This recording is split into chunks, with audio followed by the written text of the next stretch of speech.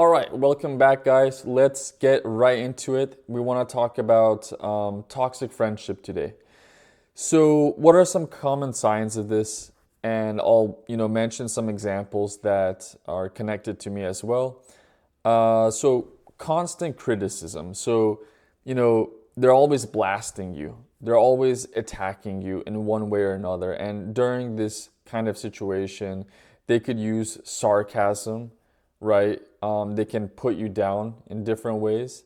And this is just basically making you feel really small, really weak or something, right? So instead of like showing sympathy for something that happened to you, especially when you're sharing some situation that made you feel bad, they're just kind of, putting more fuel to the fire or putting salt on your wounds.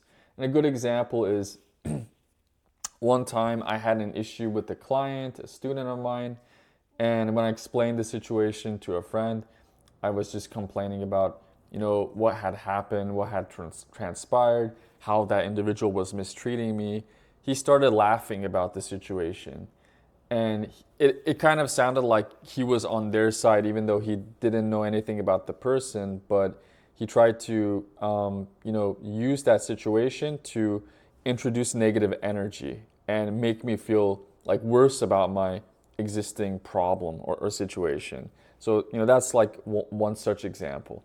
Now, another sign of toxic friendship is when everything suddenly or maybe gradually starts to become competitive and fierce. So remember that time I talked about like some wins in your life? It could be small ones, big ones, it's irrelevant. So anytime you do have some kind of success going on in your life, when you do have achievements or accomplishments, wins of any kind, it seems to bug them. It seems to bother them. They're not happy. As soon as they hear about them, it just automatically makes them upset, right? Their upset button just goes off. And a good example is this, like let's say you invested in Bitcoin or crypto or stock or precious metal like gold, or let's say you own a house and the value went up or something. It doesn't matter. Suddenly they'll just, say something negative related to that. Like let's say in the case of Bitcoin, oh, you own Bitcoin? That's a scam or something, right? Or maybe when the price action drops or something, they'll send you a text message a few weeks later and saying, oh, look, it crashed by 18% or something. So, look out for those kinds of signs. So anything that's connected to money, anything that's connected to wins of any kind can, set them off. Another sign, another symptom of toxic friendship, right, is when they only reach out to you when they actually need something from you. So they're not like calling you because they want to see how you're doing. They're hitting you up because they want to maybe express some problem that they're going through in life. So this could be a common example. So they call you and say, hey, how's it going? Oh, something bad happened to me, blah, blah, blah. I broke up with my girlfriend, boyfriend, or I lost my job, or my boss was pissed off at me, or, I had an argument with my mother, blah, blah, blah. So they reach out to you and they try to share something bad that had happened to them, maybe, for example, or maybe it's something else. Maybe they need to borrow money from you, or maybe they need your help to move to a new apartment or something. Now, there's nothing wrong with any of these situations, but if they're only reaching out to you, if they're only contacting you just because the situation is just about them, then in that case, that could be a sign of toxic friendship because they're not interested in your life or anything that has to do with you. They're more interested in something that's just strictly connected to them, right? That affects them. Another sign is, and you might not notice this right away, but maybe over time you may, obviously, and that's when you feel tense, stressed out, anxious, drained. We kind of touched on this in a previous video. after you spend time with them. So it could be in person, or it could be through a phone conversation or texting. It doesn't matter, really.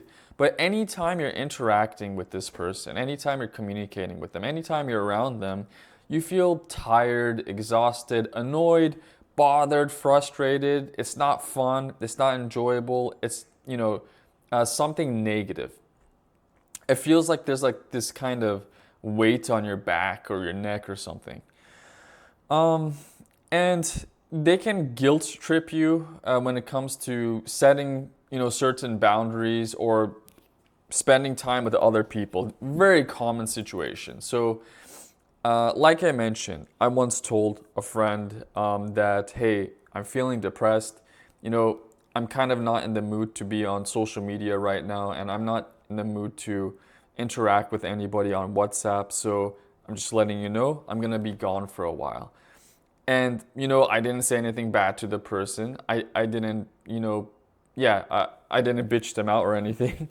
But as soon as I mentioned something that involved like absence or distance or time off of something, time that didn't involve them, all of a sudden my remarks were offensive. My remarks were seen as something negative, or something negative towards them only, not about other people or anything. So, and something similar that I just pointed out is also when you're spending time with other people, not them. So, if they realize that, there's this new acquaintance, or you have some other friends in your life and you're spending more time with them, you're not giving these people the same amount of attention, perhaps, or maybe that's just their speculation, then this is gonna bother them. This is gonna get underneath their skin, under their skin, and they're not gonna like it. And they might bitch and complain about it too, making it really apparent, like, oh, you don't like me, or oh, you don't talk to me as much anymore. Am I boring to you, or blah blah blah. So sometimes they might kind of acknowledge the situation directly, or they might act passive aggressive or something.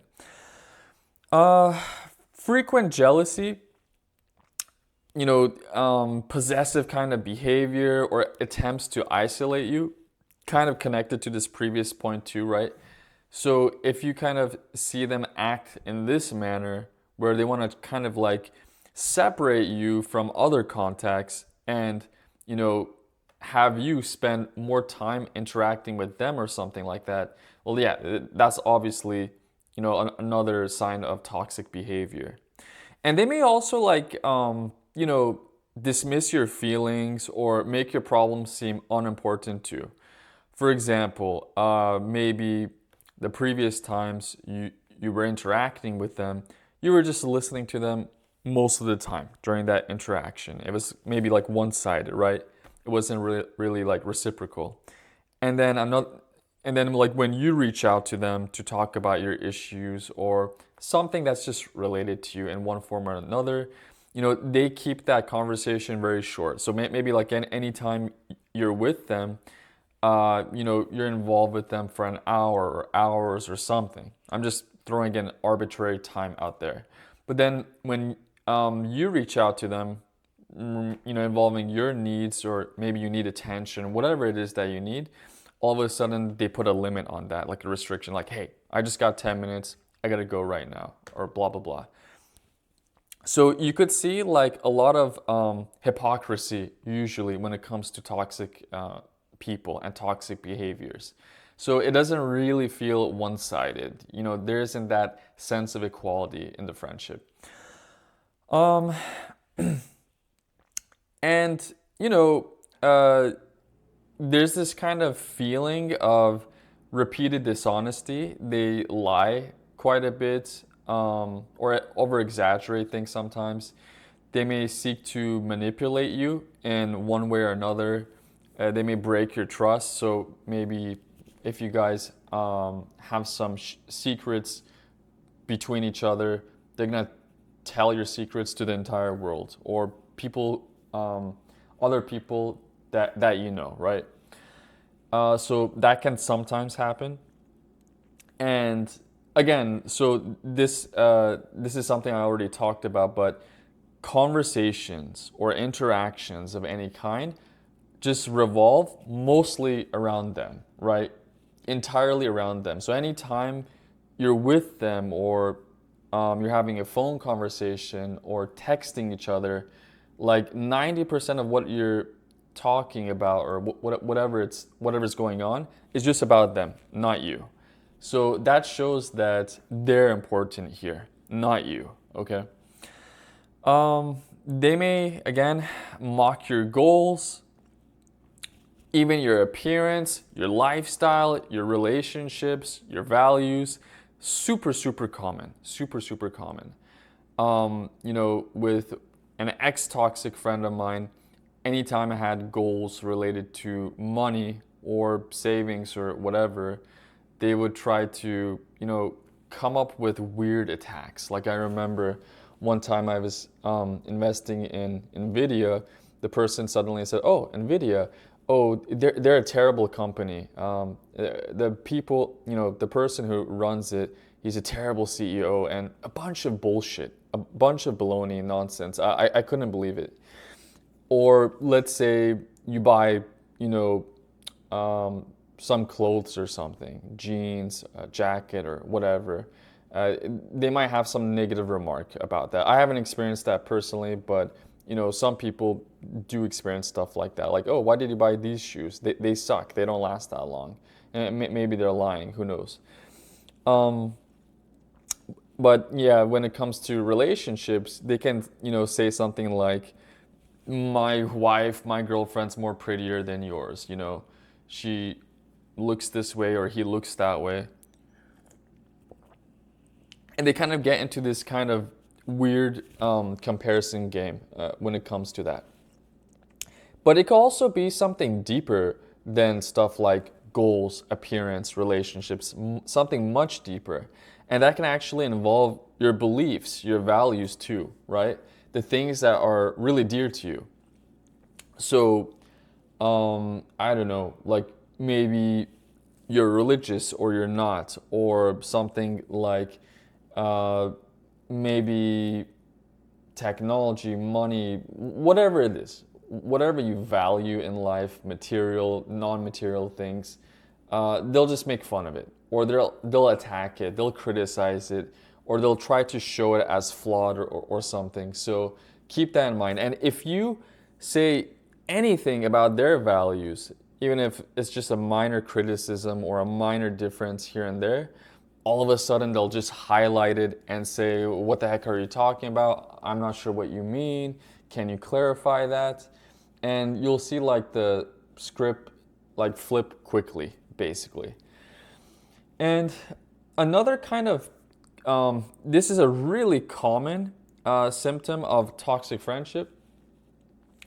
And that's like when you feel like it's just that moment where you're like walking on eggshells, right?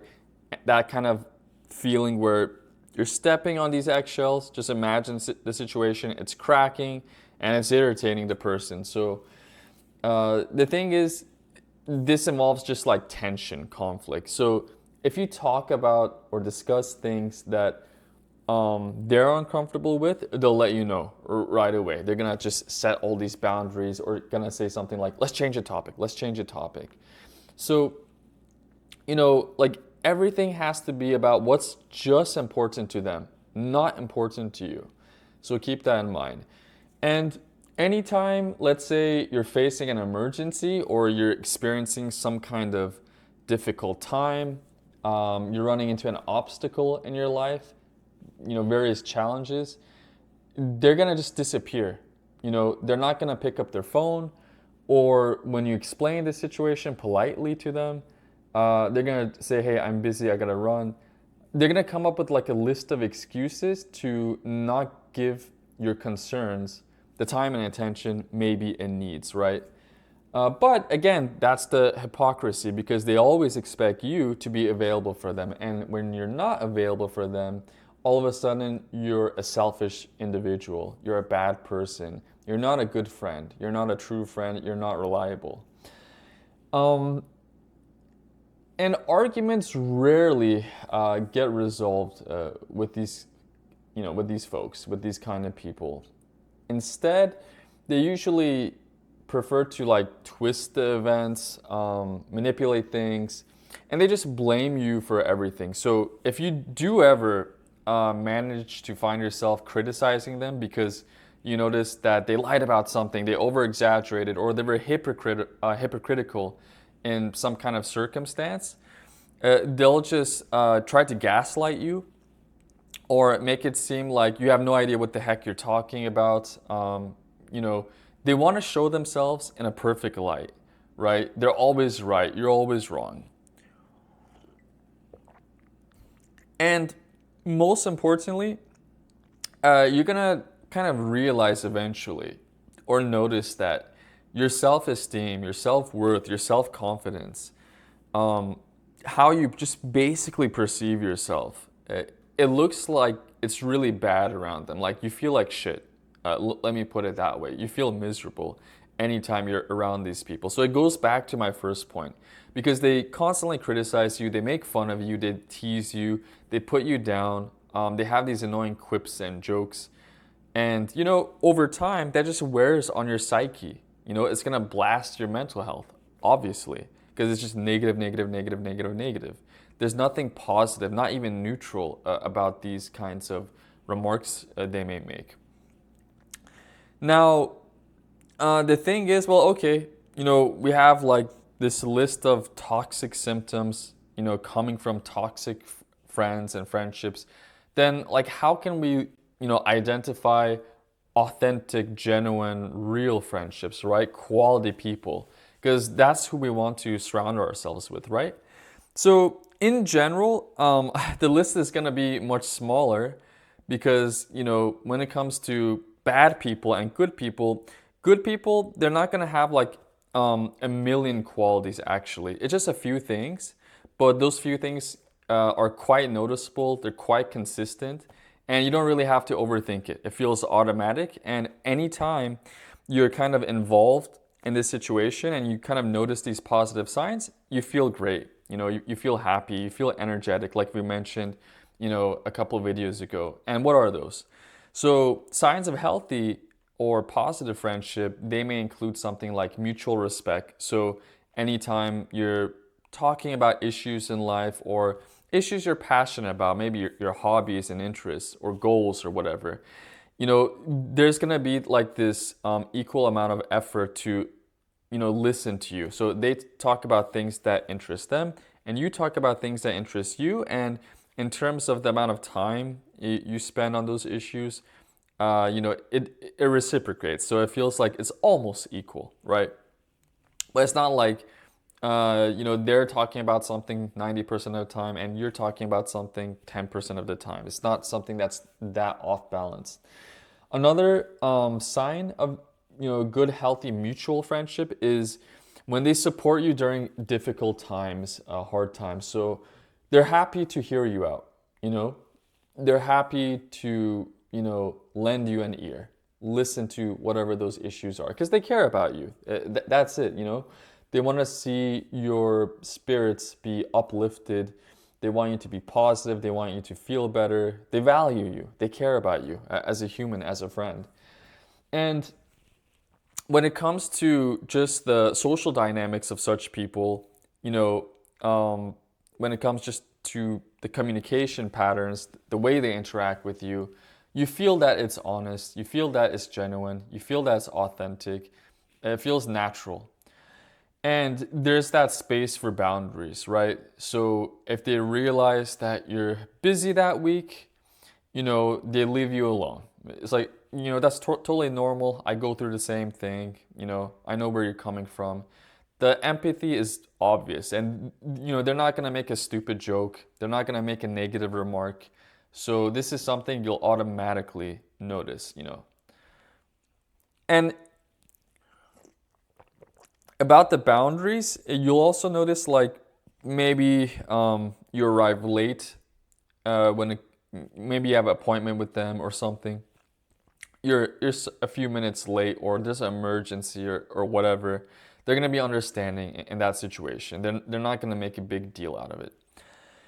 And when you have good friends, acquaintances, you feel safe when you're around them. And by safe, it's not just like they're gonna hurt you with words or anything like that, but it just means you're safe in terms of mental health, energy, blood pressure, heart rate, emotions, your spirit, self-esteem, self-worth. All of these little things, they're either neutral or positive, and most of the time they should be positive, okay? So you feel at ease, you feel relaxed. There's no tension, there's no anxiety. You're not like walking on cracked eggshells here, right? Everything is normal, everything's, relaxed. This is the opposite of like, entering a political arena and you're gonna have like this tense debate with the opposite, party. It's not like that. And, um, you know, generally speaking, there's this effort from both sides. Again, everything feels, somewhat equal, right? And so, if there's a takeaway point, if it's a message I want to leave you with here, it's that when it comes to good friendships versus bad friendships, you shouldn't have to overthink the situation. So if you just realize naturally, automatically that it's comfortable, there's that feeling of warmth and energy, well, yeah, you have a good friend, like you're comfortable. That's simply it. You shouldn't have to like, how do I know I'm comfortable? Like, what are the signs? Like, you shouldn't have to overthink it. It doesn't matter if you're neurotypical or neurodivergent, don't overthink it. But on the other hand, again, like I said, like anytime you're interacting with a person and you just notice you're uncomfortable for a variety of different reasons, that's a red flag, many red flags. So that's it. Like, don't complicate it. Sometimes it can be that black and white, but be realistic.